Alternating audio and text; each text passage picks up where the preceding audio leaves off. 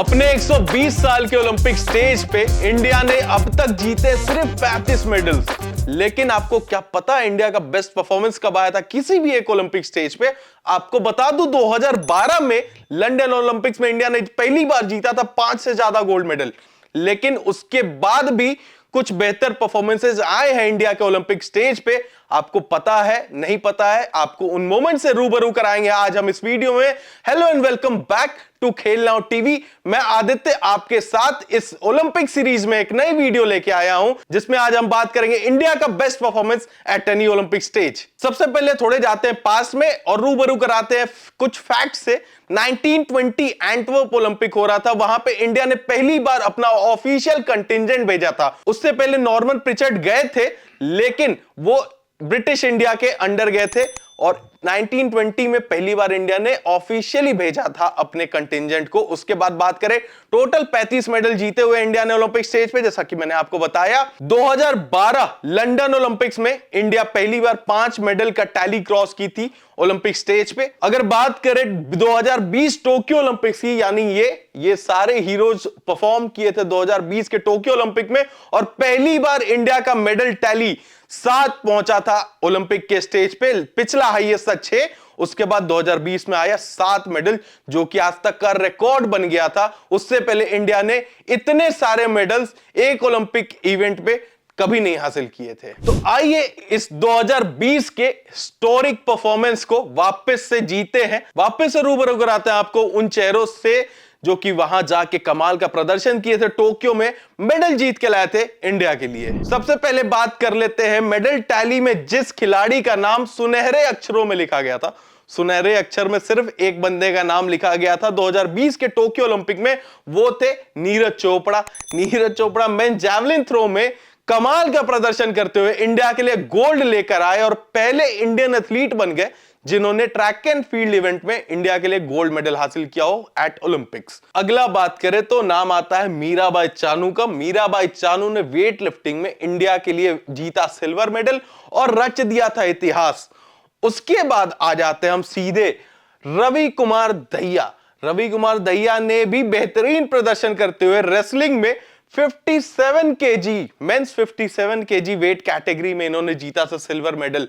तो ये दो जो सिल्वर मेडल्स आए थे ये बहुत जल्दी इंडिया को मिल गए थे ओलंपिक के 2020 के इवेंट में। तो बहुत बेहतरीन शुरुआत हुई थी और ऐसे ही भारतीय फैंस ने उम्मीद लगाया था कि और मेडल्स आए, और मेडल्स आए, जरूर आए। उसके बाद आती है पीवी सिंधु, जिन्होंने 2016 रियो ओलंपिक्स में जीता था silver medal women single event में और 2020 के टोक्यो ओलंपिक में इन्होंने जीता ब्रॉन्ज मेडल। बैडमिंटन में ब्रॉन्ज मेडल आया था उसी साल। उसके बाद नाम आता है लवलीना। लवलीना ने जीता वुमेन्स वोल्टरवेट फाइट में, वहां पे इन्होंने जीता एक और भारत के लिए ब्रॉन्ज मेडल और बन गई थी पहली महिला जिन्होंने वेल्टरवेट कैटेगरी में भारत के लिए ओलंपिक के स्टेज पे मेडल जीता हो। उसके बाद नाम आता है बजरंग पूनिया का। इनसे तो सारे लोग चर्चित होंगे, परिचित होंगे। ब्रॉन्ज मेडल जीता था इन्होंने men's 65 KG freestyle weight category में, वहां पे इन्होंने कमाल किया क्योंकि 2012 के लंदन ओलंपिक्स में सुशील कुमार ने जीता था रेसलिंग में। यहां पे बजरंग पूनिया ने कमाल करते हुए रेसलिंग में इंडिया को जिताया था ब्रॉन्ज मेडल। उसके बाद बात कर लेते हैं सबसे हिस्टोरिक परफॉर्मेंस की। 1980 मॉस्को के बाद इंडिया ने हॉकी में एक भी मेडल नहीं जीता था ओलंपिक के स्टेज पे। कयासें लगाई जा रही थी इंडियन मेंस टीम से कि कुछ प्रदर्शन कर ले इंडिया के टीम, यहां पे मेडल आना जरूरी था। इस बार टीम स्ट्रांग भी दिख रही थी, एकजुट होकर दिख रही थी और वहां कमाल हुआ। गोल्ड नहीं आया, सिल्वर नहीं आया, लेकिन आया ब्रॉन्ज मेडल।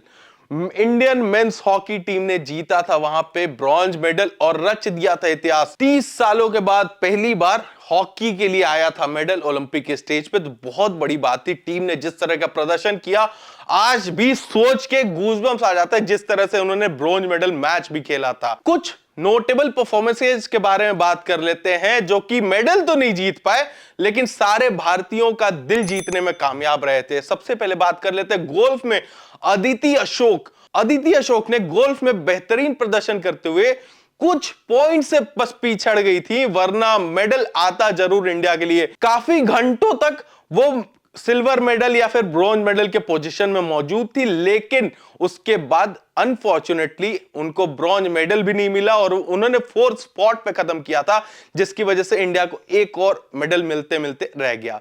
उसके बाद बात करते हैं भवानी देवी की।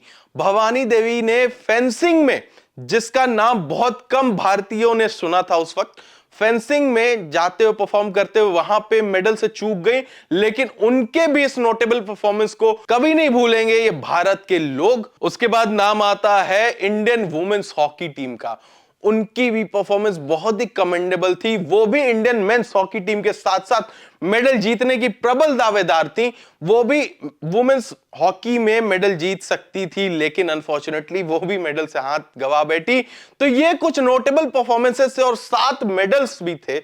तो कुल मिलाकर बात यह था कि 2020 का टोक्यो ओलंपिक भारत के लिए बहुत ही बेहतरीन साबित हुआ और वहां पे जितने भी मेडल्स आए, हम चाहते हैं उससे भी ज्यादा मेडल्स आने वाले पेरिस ओलंपिक्स में भारत के लिए आए। नीरज चोपड़ा तो एक प्रबल दावेदार होंगे ही गोल्ड मेडल लाने के, या फिर अगर बात करें कोई भी मेडल आए, लेकिन हम चाहते हैं कि ये जो 7 का आंकड़ा है ये कम से कम तो डबल डिजिट्स में जाए, जिसकी वजह से सारे भारतीयों को ऐसे 2020 वाली खुशी वापस से जीने का मौका मिलेगा।